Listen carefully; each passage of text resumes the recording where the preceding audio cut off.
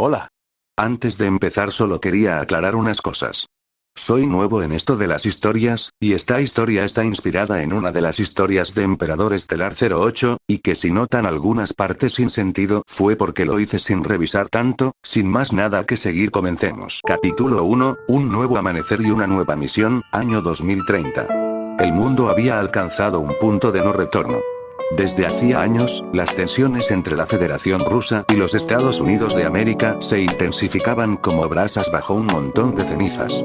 Las guerras comerciales del 2020 habían abierto heridas profundas. La crisis energética del 2025 había golpeado a Europa, y los conflictos regionales en Oriente Medio habían sido el detonante final. Lo que durante décadas fue una guerra fría latente, se convirtió en una hoguera imparable. El 11 de abril del 2030, la llama se desató. Los radares militares captaron lo imposible: misiles nucleares lanzados desde silos en Siberia y submarinos en el Pacífico. Estados Unidos respondió en cuestión de minutos, liberando su propio arsenal atómico desde Alaska, Nevada, y sus portaaviones estratégicos. Lo que los satélites vieron desde la órbita no parecía un ataque militar, sino el fin de la civilización. Cientos de estelas de fuego ascendiendo como lanzas envenenadas hacia el cielo. Washington, Moscú, Londres, Berlín, Pekín, las grandes capitales del planeta sabían que no quedaban más de 30 minutos antes de que el fuego consumiera a la humanidad. Pero en el corazón de América, en un país que el resto del mundo aún subestimaba, un hombre ya lo tenía todo planeado. Emiliano Herrera Juárez, presidente de los Estados Unidos mexicanos, se mantenía firme en el Palacio Nacional. Sus 54 años no le restaban presencia. Cabello oscuro entrecano, bigote recortado al estilo de otro tiempo, mirada acerada que recordaba a los viejos caudillos revolucionarios. Vestía un traje negro impecable con la banda presidencial cruzándole el pecho. Frente a él, en la sala de monitoreo estratégico, decenas de pantallas transmitían en tiempo real el caos del planeta. Columnas de fuego elevándose sobre bases militares en Polonia, el Mar del Norte hirviendo con explosiones submarinas, y la costa este de Estados Unidos preparándose para el impacto. Los generales más cercanos aguardaban en silencio. Entre ellos se encontraba la secretaria de la Defensa Nacional, general Delfina Carrillo, una mujer de carácter férreo, y el almirante Rodrigo Núñez, comandante supremo de la Armada. Herrera Juárez respiró hondo, consciente de que estaba a minutos de ejecutar el plan más arriesgado en la historia de la humanidad. Señores, dijo con voz grave, mientras acariciaba con sus dedos un pequeño medallón con el águila de México. El futuro ya no existe. Lo que veremos en los próximos minutos es el entierro del mundo que conocíamos. Las palabras cayeron como un martillazo en la sala. Presidente, entonces, preguntó la general Carrillo, con un leve temblor en la voz. El rostro del mandatario no se inmutó. Es hora de activar el proyecto Quetzalcóatl. Nadie fuera de México sabía la verdad. Desde finales del 2022, bajo la apariencia de programas de energía limpia y aceleradores de partículas, el gobierno mexicano había construido en secreto un complejo sistema de reactores cuánticos. Estaban ocultos en lugares estratégicos. Uno bajo la Sierra Madre Occidental, otro en los túneles de Santa Lucía, uno más en la península de Yucatán, y un cuarto enterrado bajo las instalaciones de petróleos mexicanos en Campeche.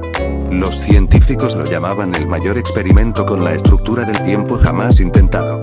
Oficialmente, debía ser un generador capaz de proveer energía inagotable al país. En realidad, era algo mucho más ambicioso, un ancla temporal. La teoría era simple, aunque su ejecución rozaba lo imposible. Si se combinaban reactores de energía de fusión, aceleradores de neutrinos y una red satelital cuántica, se podía envolver a todo un territorio dentro de un pliegue temporal. Dicho de otra forma, transportar a un país entero a otro punto en la línea del tiempo. Herrera Juárez había sido el impulsor principal del proyecto. Había convencido al Congreso en secreto, había hipotecado recursos petroleros, litio y oro mexicano para financiarlo. Nadie lo sabía, pero desde hacía 8 años, cada carretera, cada tren, cada central eléctrica, estaba diseñada para integrarse al Quetzalcóatl. Y ahora, el momento había llegado. Almirante Núñez, ordenó el presidente, confirme las coordenadas temporales. El almirante revisó su tableta holográfica y asintió. Fecha de destino, 1846, señor presidente. El año en que México se enfrentaba a la invasión estadounidense.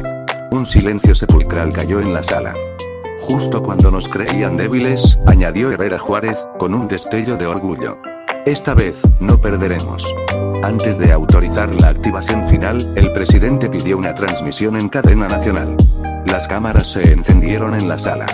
Millones de mexicanos, desde campesinos en Oaxaca hasta ingenieros en Monterrey, desde pescadores en Veracruz hasta estudiantes en Guadalajara, vieron el rostro solemne de su mandatario aparecer en todas las pantallas del país. Detrás de él, las pantallas mostraban destellos nucleares en Europa y Asia. Pueblo de México, comenzó Herrera Juárez, con la voz firme y clara. El mundo que conocemos está muriendo. Estados Unidos y Rusia han condenado a la humanidad a un holocausto de fuego. En cuestión de horas, no quedará nada en este planeta más que cenizas radiactivas. Un murmullo de miedo recorrió el país. Familias enteras se abrazaban frente al televisor, soldados escuchaban atentos en las bases militares, y miles de personas en las calles se arrodillaban para rezar. Pero nosotros no moriremos hoy, continuó el presidente, con una intensidad que levantó los ánimos. Desde hace 8 años, nuestros científicos y militares han trabajado en un proyecto que el mundo desconocía. El proyecto Quetzalcóatl. Con él, no solo sobreviviremos, sino que renaceremos. El silencio fue total. Hoy México será arrancado del filo del apocalipsis y llevado a otra época. A un tiempo donde podremos rehacer la historia. Donde el águila de nuestra bandera volverá a alzar el vuelo, y esta vez, no caerá. Su voz se elevó como un trueno. Hoy empieza el amanecer de un nuevo imperio mexicano. La transmisión se cortó. Las órdenes se transmitieron a todos los centros de control. En cuestión de segundos, las enormes torres de energía en Santa Lucía se iluminaron como soles artificiales.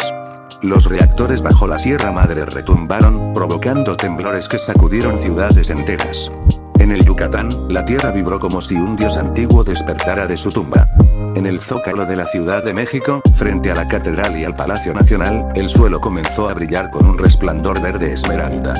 Miles de personas miraban aterradas mientras columnas de energía se alzaban hacia el cielo, formando una red gigantesca que cubría el territorio nacional. Las fronteras de México ardían como si fueran de fuego líquido. Los satélites estadounidenses observaron, incrédulos, cómo el contorno del país se delineaba en un resplandor sobrenatural. Luego, simplemente desapareció. Desde Houston hasta Washington, las pantallas de radar enloquecieron. El territorio mexicano había dejado de existir en el mapa del presente. En la sala de monitoreo, las alarmas rojas comenzaron a sonar. Los indicadores del reactor alcanzaban niveles críticos.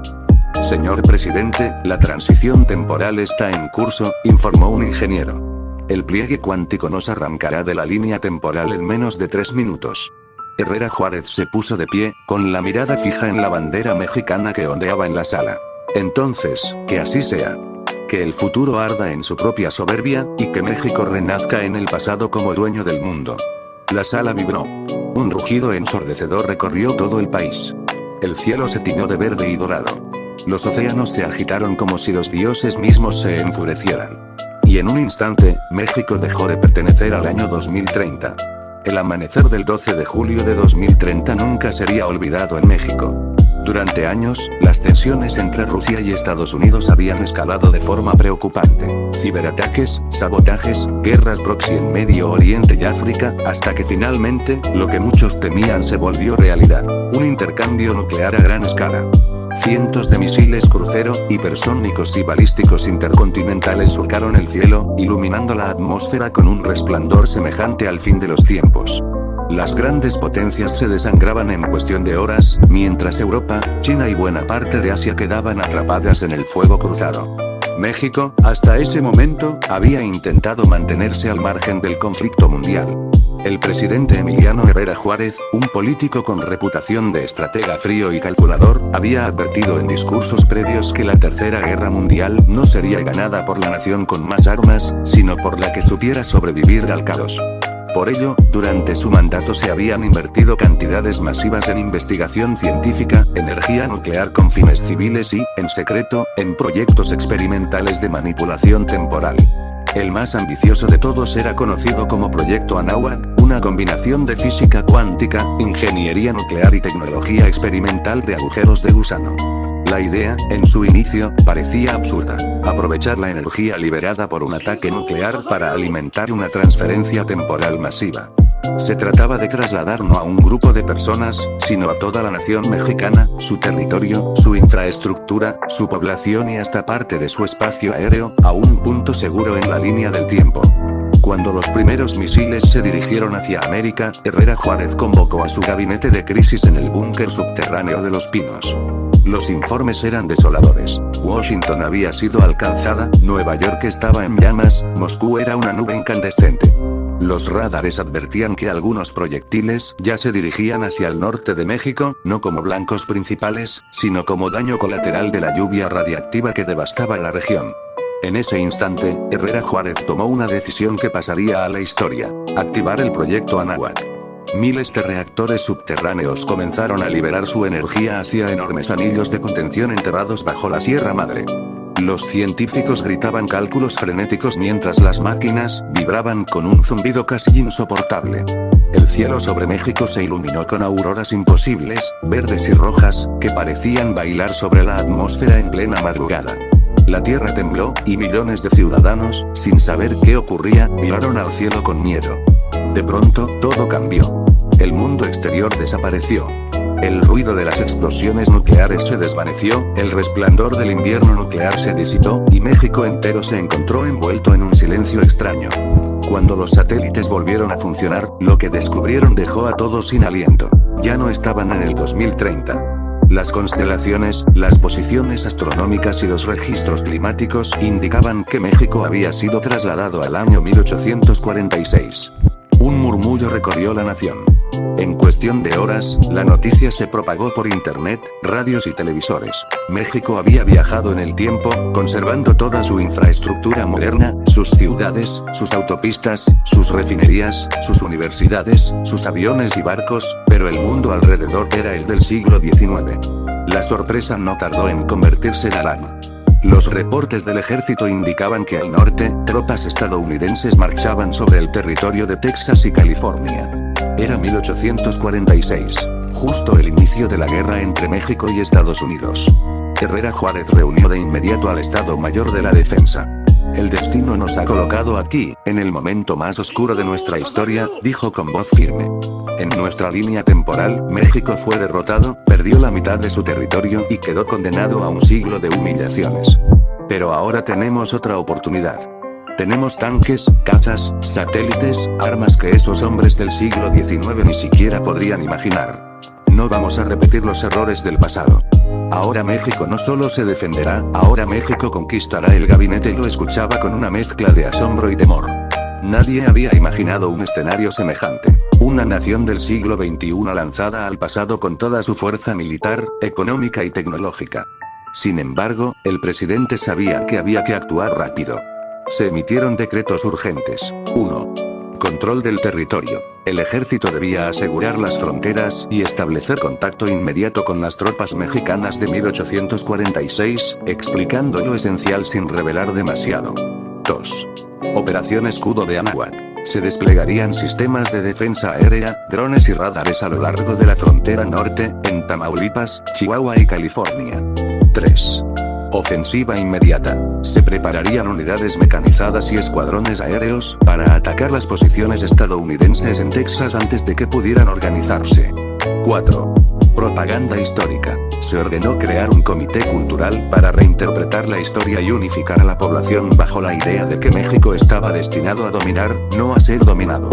El choque entre épocas fue inmediato.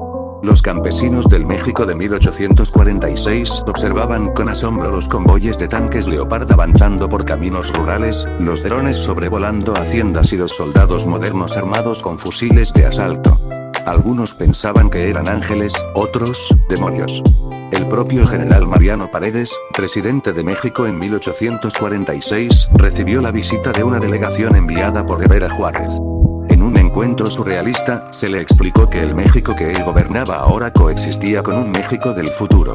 Ante su incredulidad, le mostraron una transmisión en televisión en vivo, imágenes de satélite y un viaje en helicóptero sobre la Ciudad de México moderna. El viejo general quedó en shock, incapaz de comprender cómo el pueblo que él conocía había evolucionado hasta convertirse en una potencia industrial y tecnológica. Mientras tanto, al norte, las primeras patrullas estadounidenses cruzaban hacia territorio mexicano, confiadas en la debilidad de un enemigo dividido y atrasado. No sabían lo que les esperaba. Un dron de reconocimiento MQ-9RAP los avistó desde el aire y transmitió sus coordenadas en segundos. Minutos después, un caza F-35 mexicano, pintado con la bandera tricolor, lanzó un misil aire-tierra que redujo la columna a cenizas. Los sobrevivientes apenas alcanzaron a entender que habían sido atacados por un arma imposible. La guerra había cambiado en un instante. La noticia se propagó rápido en Washington del siglo XIX. Tropas enteras desaparecían bajo fuego invisible, sus barcos eran hundidos por proyectiles que caían desde el horizonte, y en el cielo se veían máquinas que rugían como dragones metálicos. El presidente James K. Polk, que había confiado en una victoria rápida, comenzó a recibir informes aterradores. Los mexicanos tienen armas del futuro, decían sus generales. Muchos no lo creían, pensando que se trataba de exageraciones o rumores. En México, sin embargo, la moral estaba en lo más alto. Las redes sociales ardían con imágenes de tanques avanzando sobre Texas, de drones transmitiendo en vivo las primeras batallas. Millones de ciudadanos sentían que la historia les daba una revancha. Se organizaron marchas en apoyo al presidente Herrera Juárez y se popularizó un lema que resonaba en cada esquina: México no será conquistado. México conquistará, pero Herrera Juárez sabía que no bastaba con derrotar a Estados Unidos. Si habían viajado al pasado, era probable que otras potencias, Gran Bretaña, Francia, España, intentaran aprovechar la confusión. México tendría que ir más allá. No solo sobrevivir en 1846, sino imponer un nuevo orden mundial. La sección 2 termina con la voz del presidente resonando en cadena nacional. Mexicanos, el destino nos ha dado una segunda oportunidad. Nuestros antepasados lucharon con valor, pero fueron traicionados por la desigualdad de fuerzas. Hoy nosotros tenemos esa fuerza. Hoy nosotros somos el futuro en el pasado. Y no solo vamos a defender nuestra tierra, vamos a expandirnos, a forjar un imperio que no conocerá rival. El siglo XIX será el siglo de México. La Ciudad de México, aún asimilando el cataclismo que los había arrojado a 1846, se mantenía bajo un estado de emergencia nacional. Desde la noche en que los satélites confirmaron que no había señales del resto del mundo moderno, la incertidumbre se había transformado en disciplina forzada. Los discursos del presidente Emiliano Herrera Juárez se transmitían cada mañana por radio y televisión, reiterando un mensaje claro: el pueblo debía permanecer unido, porque la supervivencia de toda la nación dependía de ello. Los ingenieros, técnicos y militares sabían que el impacto de aquel salto temporal sería irreversible. No solo se trataba de que México había retrocedido casi 2 siglos en el calendario, sino que lo había hecho con su infraestructura intacta. Autopistas de concreto atravesando campos que aún no eran más que haciendas, trenes de alta velocidad detenidos en estaciones sin pasajeros, rascacielos sobresaliendo en paisajes que apenas conocían caminos de tierra. La energía eléctrica seguía fluyendo gracias a plantas hidroeléctricas, nucleares y solares, pero no existía ya la red global con la que comerciar o compartir avances. México se había convertido en una isla tecnológica en un mar de pasado. El presidente comprendía que la primera tarea era estabilizar a la nación internamente antes de mirar al exterior. No obstante, los reportes de inteligencia que llegaban del norte urgían a la acción inmediata. Tropas estadounidenses de 1846, marchando con sus uniformes de lana azul y fusiles de avancarga, habían sido vistas por satélites en Querétaro y Tamaulipas. Aquellos soldados, ignorantes de la magnitud de lo que enfrentaban, veían con terror los primeros helicópteros artillados sobrevolando el cielo y los convoyes de tanques que avanzaban por caminos de tierra. El choque entre dos eras estaba destinado a producirse más pronto que tarde. La mañana del 3 de mayo de 1846, el general Miguel Arce, comandante de la 7ª División Blindada del Ejército Mexicano del Futuro, recibió la orden de realizar la primera operación oficial contra las fuerzas estadounidenses del siglo XIX. El escenario: las afueras de Matamoros, donde las tropas del general Zachary Taylor habían instalado su campamento. Aquel asentamiento, construido con tiendas de lona y cañones de bronce, estaba preparado para enfrentar a caballería ligera y fusileros mexicanos del siglo XIX, pero no para resistir drones de reconocimiento ni artillería autopropulsada. Los blindados Leopard y los cañones autopropulsados M109 se desplegaron en formación cerrada. Al mismo tiempo, un enjambre de drones MQ-9 Reaper volaba a baja altura, enviando imágenes en tiempo real al cuartel general de Monterrey. El contraste era brutal. Un ejército con mosquetes y cañones de pólvora negra contra otro que manejaba misiles guiados por GPS, visión térmica y comunicaciones satelitales. El resultado era predecible, pero la operación no estaba exenta de riesgos. Herrera Juárez había dado una orden clara. No solo debían vencer, sino también mostrar poder absoluto para que ningún enemigo del pasado se atreviera a desafiar al Nuevo México. Cuando el primer dron descendió sobre el campamento de Taylor, los soldados estadounidenses levantaron sus fusiles, creyendo que se trataba de algún tipo de cometa o ave metálica. Un par de disparos perdidos resonaron, inútiles contra el blindaje del dron. Segundos después, el cielo se iluminó con la explosión precisa de un elfire que pulverizó el polvorín principal del campamento. El rugido sacudió la tierra y desató el caos. Caballos huyendo desbocados, tiendas incendiándose y camiones rodando por la onda expansiva. Entonces avanzaron los tanques. El estruendo de sus motores diésel jamás había sido escuchado en 1846. Los cañones de avancarga de los estadounidenses dispararon desesperados, pero las bolas de hierro rebotaron contra la coraza del acero moderno. En cuestión de minutos, la artillería mexicana destruyó las posiciones enemigas sin sufrir una sola baja. Zachary Taylor, atónito, fue capturado mientras intentaba organizar una retirada imposible. Su rostro reflejaba incredulidad absoluta. Un general entrenado en West Point, símbolo de la disciplina militar norteamericana, reducido a prisionero por un enemigo que parecía salido de la mismísima ciencia ficción. Las noticias del triunfo se esparcieron de inmediato. En cuestión de horas, el presidente Herrera Juárez apareció en cadena nacional, anunciando al pueblo de México que el primer choque contra los Estados Unidos había concluido con una victoria total. El júbilo se apoderó de las calles de Ciudad de México y Monterrey. Por primera vez en siglos, la historia no mostraba a México como víctima del expansionismo extranjero, sino como conquistador. Sin embargo, la euforía era solo la superficie.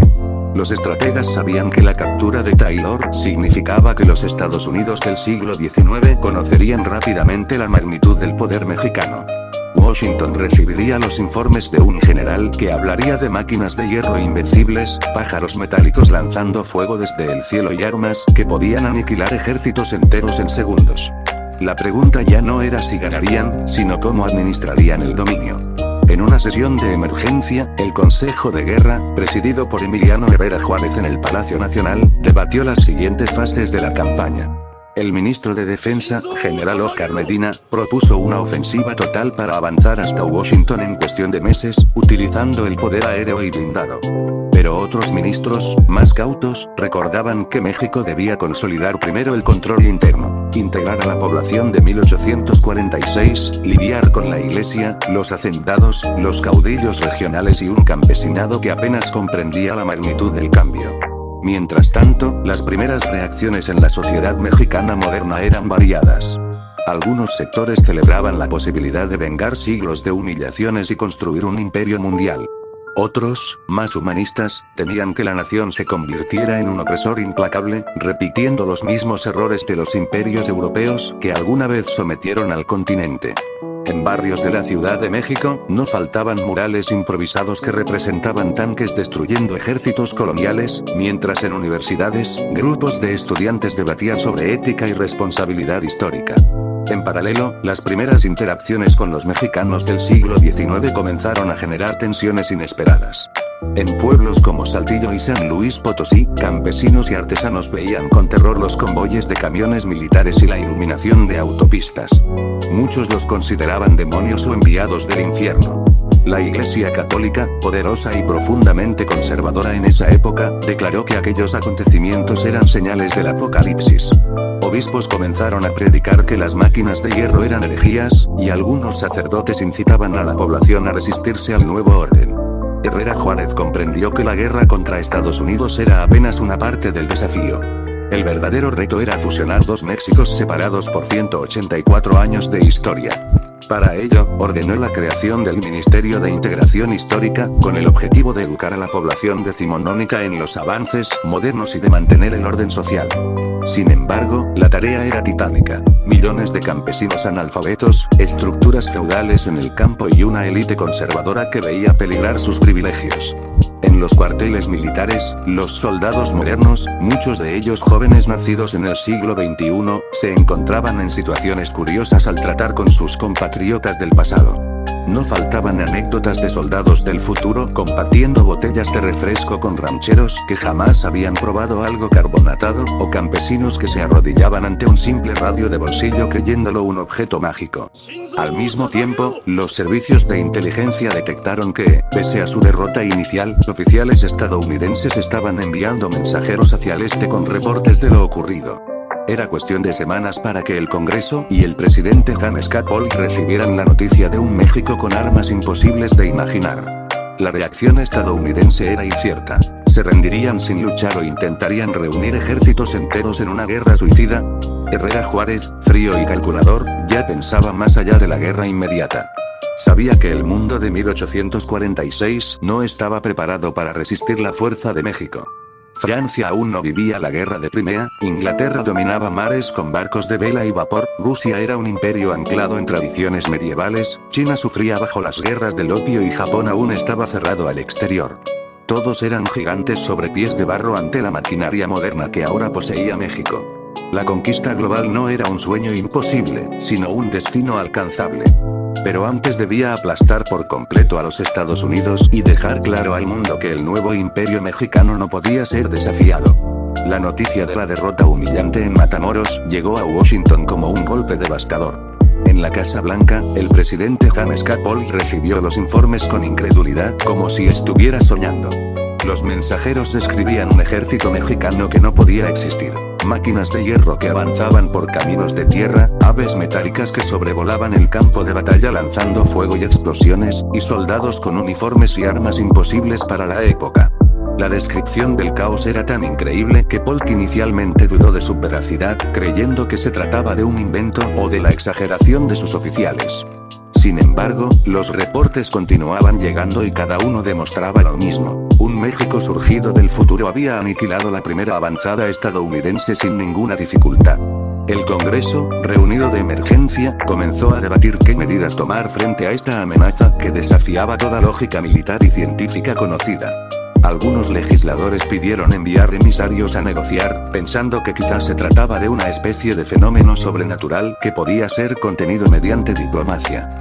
Otros, en cambio, exigían movilizar todos los recursos disponibles y preparar una ofensiva inmediata, aunque comprendieran que enfrentarse a armas desconocidas podía significar la destrucción completa de las fuerzas estadounidenses.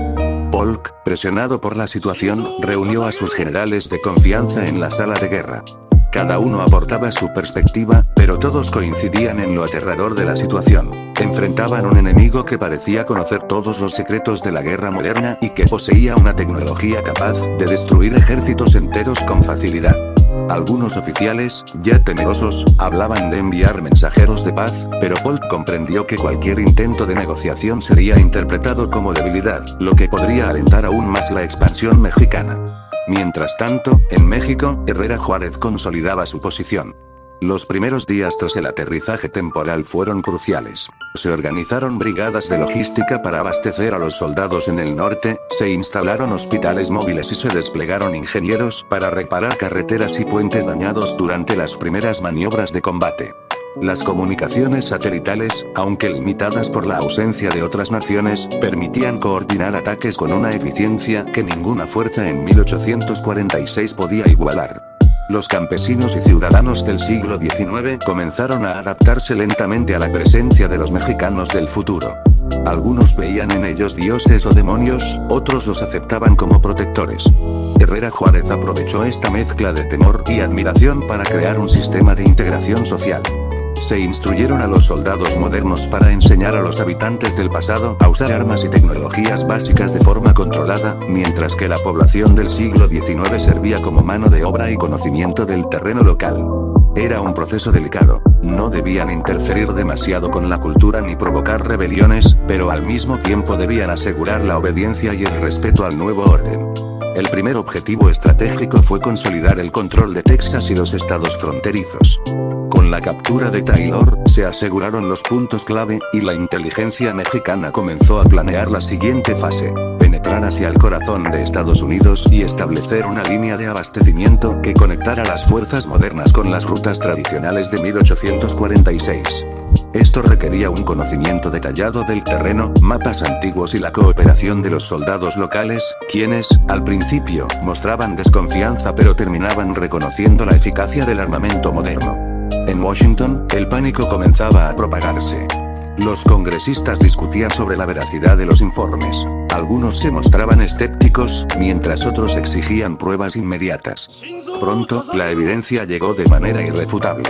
Un satélite de reconocimiento captó imágenes de los tanques avanzando por Texas y drones observando desde el cielo.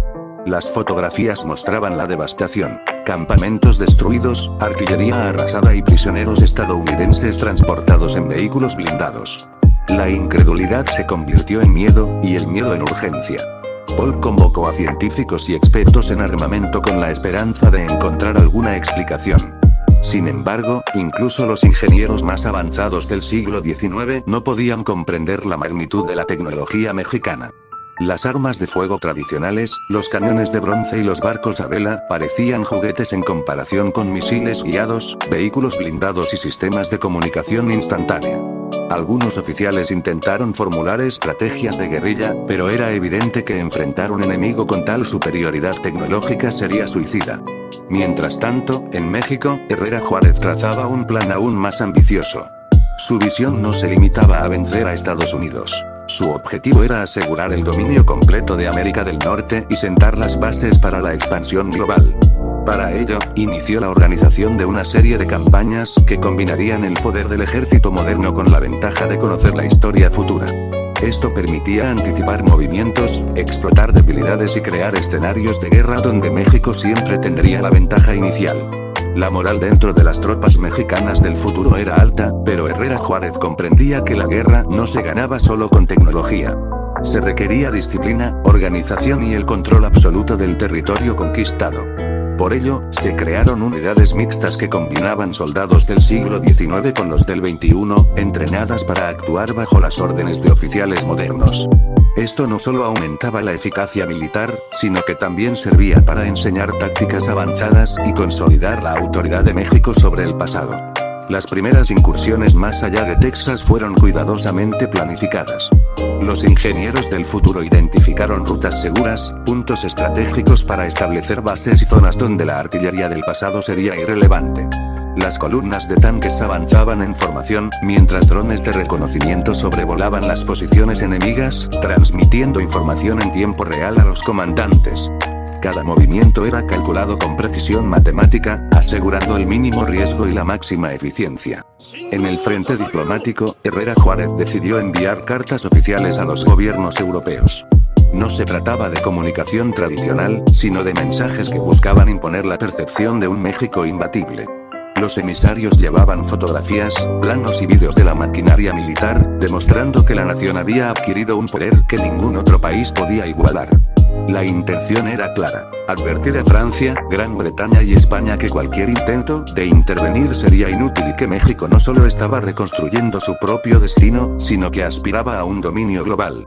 Dentro de la población, las primeras resistencias comenzaron a surgir. Algunos hacendados, líderes religiosos y jefes de comunidades se mostraban reacios a aceptar la autoridad de los nuevos gobernantes. Sin embargo, Herrera Juárez empleó una combinación de diplomacia y fuerza controlada. Mientras la maquinaria moderna imponía respeto, se ofrecían incentivos para cooperar, como educación avanzada, infraestructura y seguridad. Poco a poco, la integración social se consolidaba, asegurando que México no solo controlara el ejército, sino también la mente y el corazón de sus ciudadanos. La prensa del futuro, adaptada al contexto del siglo XIX, comenzó a registrar los acontecimientos. Crónicas detallaban los primeros enfrentamientos, las estrategias de combate y la reacción estadounidense. Las historias de tanques destruyendo camiones de avancarga y helicópteros sobrevolando el cielo se difundieron rápidamente, creando un efecto psicológico devastador entre las tropas enemigas y la población estadounidense. La guerra, que en el pasado había sido desigual, se transformaba en un espectáculo donde México mostraba una superioridad absoluta. Herrera Juárez, consciente de que la percepción era tan importante como la realidad, supervisaba personalmente cada operación. Desde su centro de comando en la Ciudad de México, coordinaba ataques, planificaba despliegues y analizaba los informes de inteligencia. Cada victoria, cada incursión exitosa, era utilizada para fortalecer la moral nacional y proyectar poder hacia el exterior. No se trataba solo de ganar batallas, sino de construir la narrativa de un México invencible que debía imponerse sobre el mundo entero. En los Estados Unidos del siglo XIX, Polk comenzaba a comprender que la situación era desesperada. Las cartas de los generales, los reportes de los satélites y los informes de prisioneros confirmaban lo impensable. México había traído al siglo XXI una fuerza militar imposible de contrarrestar. La desesperación llevó al presidente a convocar una reunión secreta con los líderes del Congreso y los militares más influyentes. La pregunta central era cómo enfrentar a un enemigo que parecía tener acceso a la magia, pero que en realidad dominaba la ciencia del futuro. Mientras tanto, México continuaba avanzando.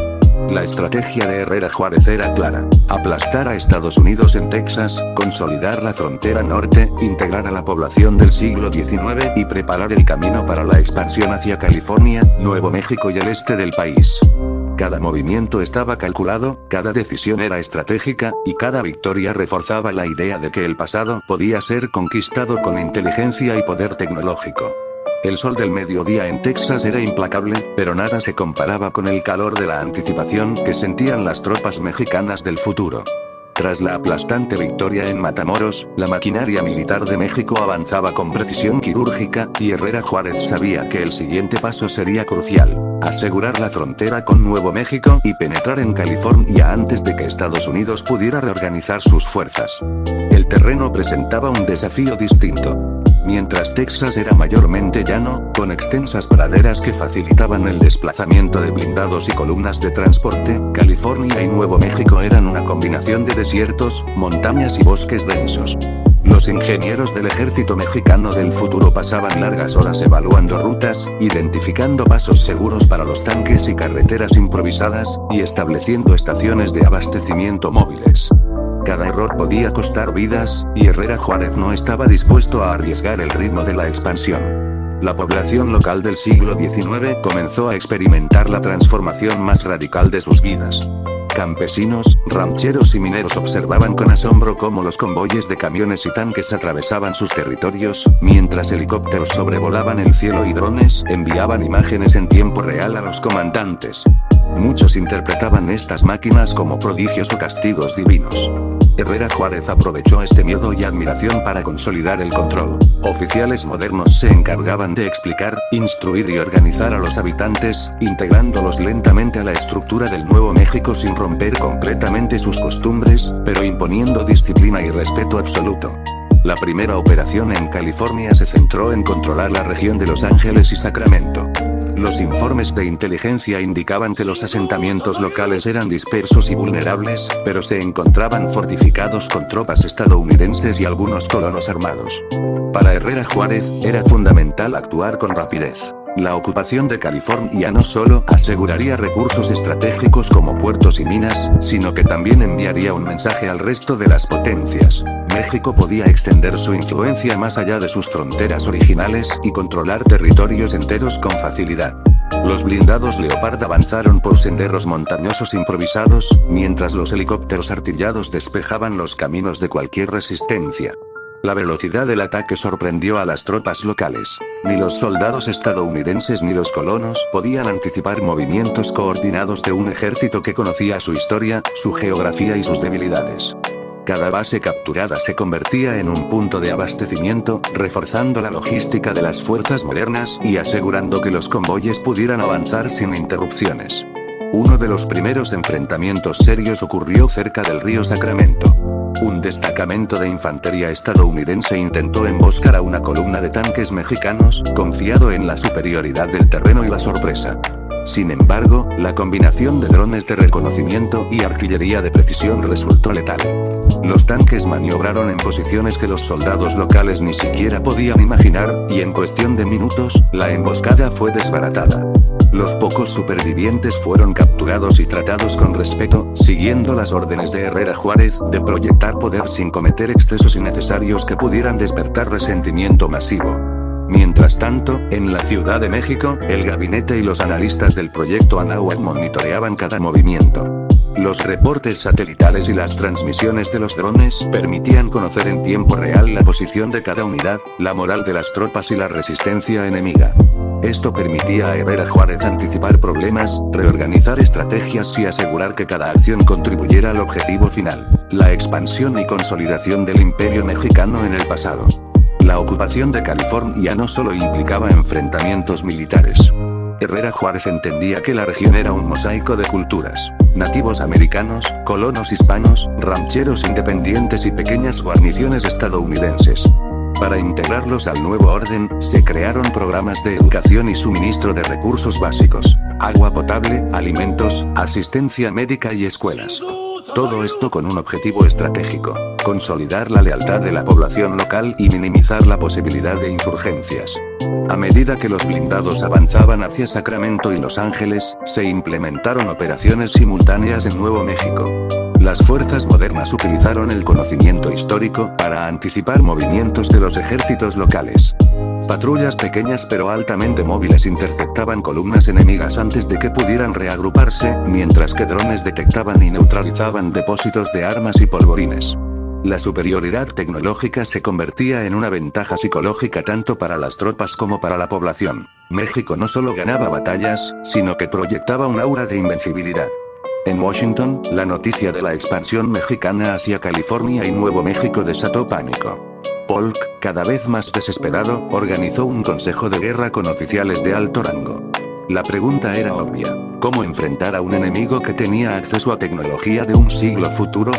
Se discutieron teorías imposibles: crear armas de fuego más potentes, reorganizar el ejército en masa, incluso proponer alianzas con potencias europeas. Sin embargo, todos los planes eran inútiles frente a la velocidad, precisión y conocimiento del México del futuro.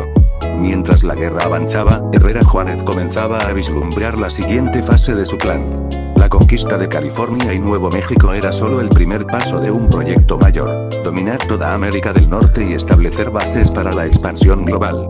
Para ello, se iniciaron estudios sobre el clima, recursos naturales y topografía de cada región que sería conquistada, utilizando tecnología de satélites y drones para preparar campañas aún más complejas. El presidente también comenzó a planear cómo proyectar el poder mexicano más allá del continente americano. La comunicación con Europa y Asia era limitada, pero Herrera Juárez sabía que la demostración de fuerza en Norteamérica serviría como advertencia para cualquier nación que considerara intervenir. La idea era clara: México no solo había viajado al pasado, sino que estaba dispuesto a remodelar la historia a su favor, convirtiéndose en un imperio capaz de rivalizar con cualquier potencia mundial del siglo XIX y más allá.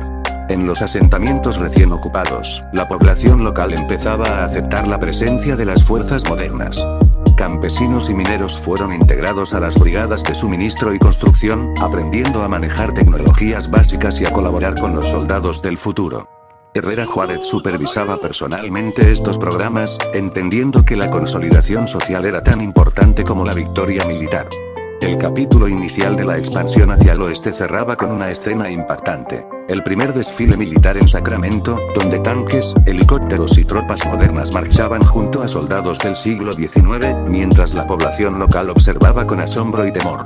Era un mensaje claro para Estados Unidos y el mundo: México no solo había sobrevivido al cataclismo temporal, sino que estaba transformando su historia y su destino con cada paso.